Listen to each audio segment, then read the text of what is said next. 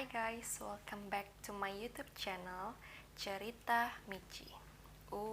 Serem. Hai guys, balik lagi sama gue Michi pada hari ini. Jadi pada hari ini gue mau menceritakan kasus yang udah Mr. X berikan kepada gue, yaitu kasus Black Death yang terjadi di benua Eropa pada sekitar abad ke-14. Jadi without further ado, kita langsung aja bahas kasusnya.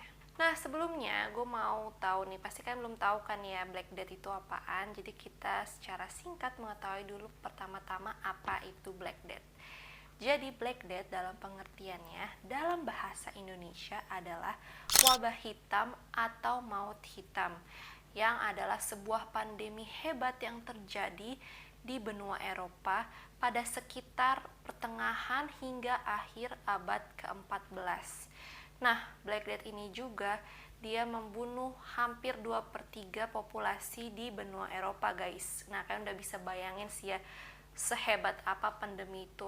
2/3 populasi loh udah dimusnahkan melalui wabah ini. Nah, seiring perkembangannya, Black Death ini jadi sebenarnya adalah sebuah penyakit, guys, yaitu penyakit pes yang disebabkan oleh sebuah bakteri yang bernama Yersinia pestis. Jadi bakteri Yersinia pestis ini dia dibawa oleh kutu-kutu yang telah terinfeksi. Di mana kutu-kutu yang terinfeksi ini dia menghinggapi atau memiliki kontak secara langsung dengan hewan-hewan pengerat. Contohnya pada saat itu yang melanda benua Eropa, mereka itu memiliki kontak langsung dengan hewan pengerat tikus. Jadi biasanya kutu-kutu ini dia bisa langsung menggigit manusia, tapi bisa juga tikus yang telah terinfeksi kutu ini yang menggigit manusia. Jadi itulah awal mula bagaimana manusia bisa terinfeksi bakteri Yersinia pestis ini, guys. Sedangkan untuk penularan dari manusia ke manusia lain itu terjadi melalui dua cara. Yang pertama itu melalui droplet. Jadi droplet ini masuk dalam tubuh kita biasanya sih melalui tangan, guys. Kita nggak sadar, kita gigit jari atau apa, yang dimana tangan kita ini bekas droplet dari penderita penyakit pes ini. Atau juga bisa melalui mata dari tangan juga, pokoknya pasti perantaranya tangan sih yang pertama. Dan yang kedua adalah melalui udara. Jadi udara yang udah terkontaminasi oleh para penderita ini melalui batuk, melalui bersin, itu biasanya kita tanpa sengaja menghirup dari situ, kita juga bisa terinfeksi. Nah, sekian guys dari pengertian Black Death. Sekarang gue mau jelasin ke kalian sejarah nih, gimana sih kok Black Death ini bisa masuk ke wilayah Eropa. Nah, jadi sebenarnya Black Death ini masuk ke wilayah Eropa melalui dua cara, yaitu melalui migrasi tikus dan yang kedua melalui kapal dagang Italia. Sekarang kita bahas dulu nih yang pertama, lewat migrasi tikus nih gimana. Jadi menurut sejarawan Norwegia oleh Jørgen Benedicte pada bukunya yang berjudul The Black Death tahun 1346 sampai 1353, penyakit pes ini awalnya, guys, muncul di Laut Kaspia di daerah selatan Rusia, yang kemudian penyakit pes ini dibawa ke barat melalui migrasi tikus-tikus coklat Rusia. Nah, kutu-kutu yang hinggap di tubuh tikus-tikus coklat Rusia ini, mereka menghinggapi tubuh tikus-tikus hitam yang berada di bagian barat ini. Dan kemudian disitulah tikus-tikus itu mulai terinfeksi. Nah, biasanya guys, untuk tikus-tikus sendiri yang telah terinfeksi, mereka itu hanya mampu bertahan hidup 10-14 hari setelah terinfeksi. Jadi setelah 14 hari mereka akan mati. Nah, biasanya kutu-kutu itu udah tidak menghinggapi tikus-tikus yang sudah mati atau sudah menjadi bangkai. Pasti mereka akan mencari tempat baru untuk mereka hinggapi. Nah, pada saat itu karena maraknya penularan infeksi ini di tikus-tikus ini, jadi banyak sekali tikus yang mati. Otomatis populasi tikus saat itu bisa dibilang sedikit menurun ya karena infeksi ini. Kemudian kutu akhirnya itu mencari tempat baru untuk bisa dihinggapi. Nah, mereka memilih tubuh manusia untuk mereka hinggapi. Nah, saat itulah menjadi awal bagaimana kenapa kutu-kutu itu sebenarnya bisa menyerang manusia atau menggigit manusia, karena tempat mereka untuk hinggap, untuk tinggal itu mulai populasinya berkurang lah, mulai jarang ada seperti itu. Nah guys, itu tadi kan berdasarkan migrasi tikus ya. Nah yang kedua sekarang penyebaran melalui kapal dagang Italia. Nah jadi kapal dagang Italia ini, dia itu biasanya tikus-tikus itu akan masuk ke dalam kapal dagang ini guys. Mereka akan ikut, mereka akan bersembunyi di balik keranjang barang ataupun di karung-karung. Nah, kapal dagang Italia ini mereka tuh akan memutar pelabuhan-pelabuhan di seluruh Eropa. Biasanya mereka itu akan mengangkut barang dari beberapa kota seperti Venice dan London, Bruges, dan juga Genoa. Nah, biasanya untuk London dan Bruges sendiri, mereka akan langsung terhubung ke Jerman dan juga Norwegia. Jadi ekonomi mereka itu akan langsung mengarah ke Jerman dan Norwegia. Nah, jadi begitulah guys bagaimana skema kenapa penyakit pes ini bisa menyebar di seluruh penjuru Eropa. Nah, sekarang aku mau jelasin kondisi di Eropa saat itu pas Black Death ini melanda. Jadi di sana guys, waktu orang-orang menderita terinfeksi penyakit ini, mereka itu disuruh isolasi. Jadi ya nggak jauh sama kita kayak sekarang ini sih, tapi bedanya ya jauh lah, pasti kentara dari bidang kesehatan segala macamnya. Tapi mereka pada waktu itu disuruh isolasi di rumah mereka masing-masing. Jadi mereka yang terinfeksi itu nggak boleh keluar dari rumah mereka. Dan rumah-rumah penderita, rumah-rumah yang terinfeksi ini juga dikasih tanda guys. Ketahuan lah yang terinfeksi itu rumahnya yang mana, karena dikasih tanda.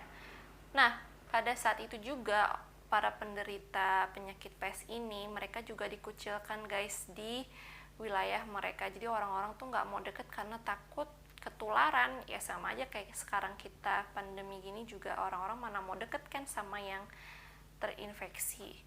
Nah, oleh sebab itu mereka hanya bersandar pada satu tumpuan guys, yaitu garda terdepan pada saat pandemi saat itu, yaitu adalah the plague doctor. Nah, kalian tahu gak sih plague doctor tuh yang mana? Aku akan insert fotonya ya di sini, plague doctor tuh kayak gimana. Jadi dia itu sebenarnya plague doctor adalah tenaga kesehatan juga guys, dan mereka itu yang membantu para penderita pada pandemi saat itu. Nah, plague doctor sendiri dia itu mempunyai kostum yang identik, yang unik ya. Orang pasti kalau ngeliat udah tahu ini plague doctor karena kostumnya nggak biasa. Jadi mereka memakai jas yang terbuat dari kulit kambing pada saat itu. Dan jasnya itu bisa ada yang sampai selutut, bisa juga ada yang sampai tumit. Nah, selain itu juga mereka memakai topi yang terbuat dari kulit. Nah, topi kulit ini menjadi simbol pada waktu itu untuk para tenaga kesehatan. Jadi biasanya para tenaga kesehatan itu memakai topi kulit. Jadi orang tahu bahwa mereka adalah tenaga kesehatan. Saat itu yang paling menjadi ciri khas ya, yang paling unik lah dari kostum dari kepala sampai bawah itu adalah masker yang digunakan oleh plague doctor. Jadi maskernya itu adalah masker yang menyerupai bentuk burung, termasuk dengan paruhnya juga guys. Nah, di dalam paruhnya itu terdapat rempah-rempah seperti daun mint, sari mawar. Gunanya apa sih? Jadi gunanya itu supaya menyaring udara dari aroma busuk yang muncul dari tubuh jenazah korban penderita penyakit pes ini. Nah, selain itu juga mereka tuh biasanya bawa tongkat kemana-mana. Nah, tongkatnya itu tahu gak kalian buat apa? Tongkatnya itu bukan buat mukul ya, tapi tongkatnya itu untuk membantu mereka memeriksa pasien. Jadi pada saat itu mereka sangat menghindari kontak fisik dengan pasien. Makanya kalau mereka mau periksa tuh, mau buka bajunya atau gimana, mereka tuh biasanya pakai tongkat itu. Jadi mereka sama sekali nggak ada nyentuh pasien. Nah, pada waktu itu juga karena pandemi ini sangat hebat ya, yang seperti tadi aku udah jelasin di awal, bahkan 2/3 populasi di Eropa udah musnah, udah mati karena wabah ini. Pemerintah tuh kalut, mereka bingung karena nggak tahu ini penyakitnya apa, berasalnya dari mana, obatnya gimana gitu. Akhirnya pada saat itu pemerintah berpikir untuk memberikan kewenangan kepada plague doctor yang sebebas-bebasnya, guna awalnya supaya para tenaga kesehatan ini bisa dengan secepatnya mengetahui gitu loh, ini tuh penyakitnya bagaimana, terus solusinya gimana. Jadi pada saat itu pemerintah ngasih kewenangan yang sangat besar kepada plague doctor. Mereka boleh melakukan apapun asal yaitu 2 tujuan itu tercapai, mengetahui bagaimana pandemi ini bisa diatasi dan asal muasalnya ini gimana.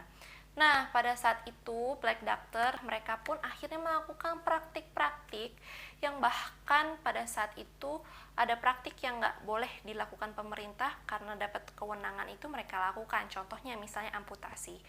Nah, pada saat itu karena malpraktik yang dilakukan oleh para plague doctor yang tidak didasari oleh pengetahuan yang cukup dan research yang memang benar, yang memang sudah dilakukan, akhirnya banyak sekali korban berjatuhan akibat malpraktik ini.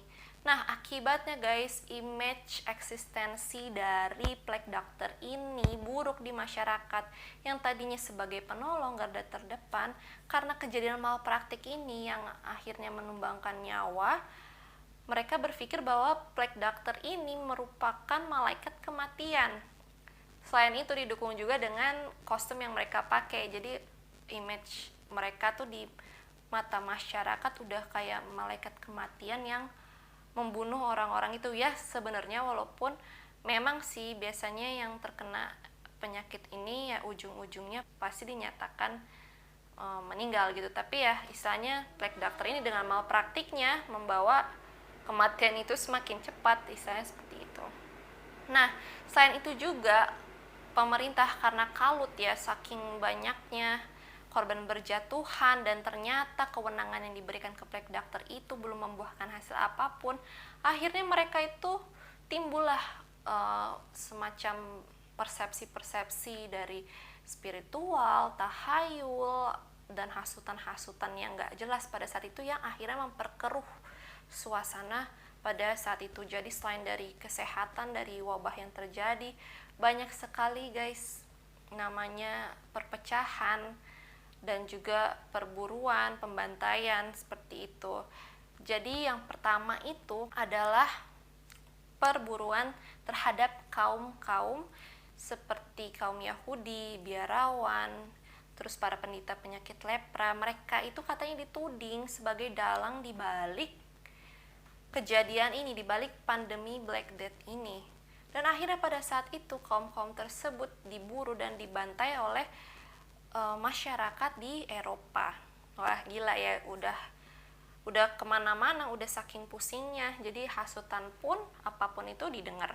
Dan juga mereka percaya dengan tahayul guys. Jadi mereka menganggap bahwa pandemi Black Death ini sebenarnya adalah bentuk kemurkaan Tuhan terhadap manusia dan juga bentuk kutukan yang dibawa oleh seekor hewan. Kalian tahu hewan apa? Hewan kucing. Jadi mereka berpikir bahwa kucing itulah pembawa kutukan Black Death ini, pandemi itu. Dan akhirnya pada saat itu mereka mencoba untuk membunuh, membantai semua kucing yang ada di daerah Eropa.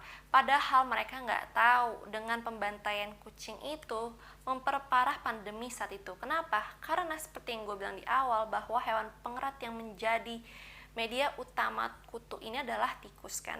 Dan tikus ini predatornya kucing.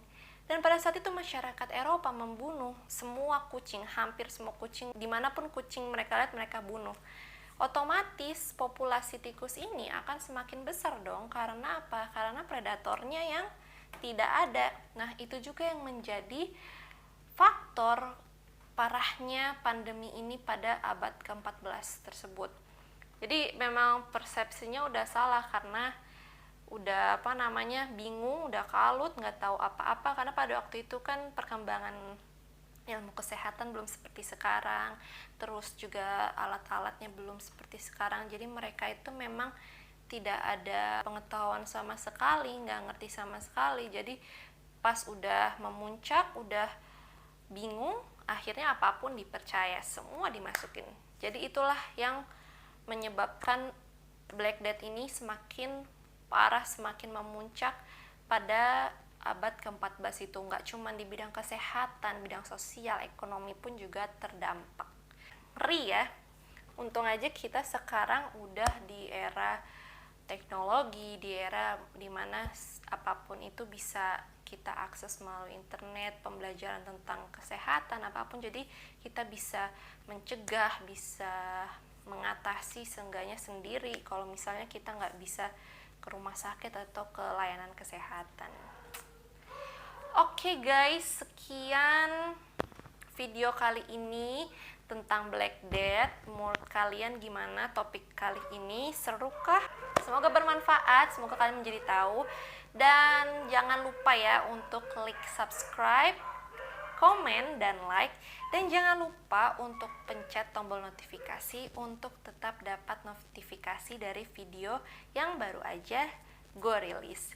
Semoga video ini bermanfaat untuk kalian dan menghibur untuk kalian. Saran untuk konten-konten yang lain atau video-video yang lain kalian bisa langsung ketik di bawah, komen down below. Sekian, tetap jaga kesehatan, jaga protokol kesehatan dimanapun kalian berada, dan jangan lupa untuk selalu berdoa dimanapun kalian berada. Terima kasih, dadah.